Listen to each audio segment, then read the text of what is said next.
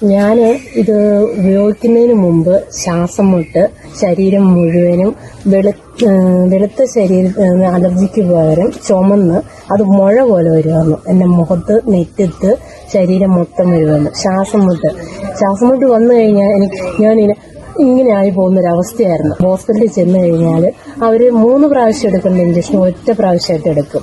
അതിനുശേഷം മാത്രമേ ഒരല്പം ആശ്വാസം കിട്ടൂ. ആ ഇഞ്ചക്ഷൻ ശക്തി കുറഞ്ഞ് ഉടനെ വീണ്ടും തുടങ്ങുമായിരുന്നു. അങ്ങനെ ഇരിക്കുമ്പോഴാണ് ഈ പ്രൊഡക്റ്റിനെ കുറിച്ച് അറിയുകയും 4 ബോട്ടിൽ ഉപയോഗിച്ച് തീർന്നില്ല. പക്ഷെ എനിക്കിപ്പോൾ ശ്വാസം മുട്ട് എന്ന് കേൾക്കുമ്പോൾ ഞാൻ തന്നെയാണോ ശ്വാസതടസ്സം കൊണ്ട് വിഷമിച്ചതെന്ന് എനിക്ക് തോന്നുന്നു. എന്റെ ശരീരത്തെ എവിടെ നോക്കിയാലും ചുമന്ന അടയാളങ്ങളായിരുന്നു. കാലിൽ ഞരമ്പ് തടിച്ചു കിടക്കുന്ന ഒരവസ്ഥ ഉണ്ടായിരുന്നു. ഇപ്പൊ ആ ഞരമ്പ് കാണുന്നില്ല. കൂടാതെ കൂടെ എനിക്ക് തലവേദന വരുമായിരുന്നു. രാത്രി ശരിയായ ഉറക്കം ലഭിക്കത്തില്ലായിരുന്നു. മാറിക്കിട്ടി ശ്വാസം മുട്ടിപ്പോ ഇല്ല. എന്നിട്ട് തലമുടി വല്ലാതെ കൊഴിയും. ഇപ്പൊ തലമുടി അങ്ങനെ കൊഴിയുന്നില്ല. തലമുടിക്കൊക്കെ നല്ല കട്ടി വരുന്ന ഒരവസ്ഥയുണ്ട്.